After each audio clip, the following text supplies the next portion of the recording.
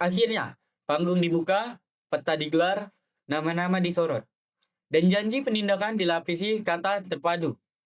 Banjir yang semula diperlakukan seperti takdir, kini diposisikan sebagai hasil kerja. Kerja eksploitatif, tentu saja. Sarkasmenya begini, air turun dari langit, tapi dosa naik dari laporan izin.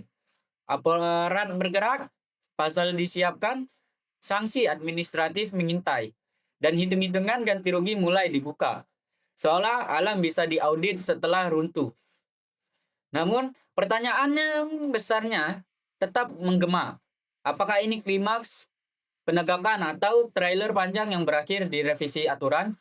Jika benar serius, maka pemulihan bukan sekedar menambal, melainkan mengubah kebiasaan. Karena banjir bukan kejutan, ia hanya pengingat paling dramatis bahwa tata kelola yang ceroboh selalu menagih biaya.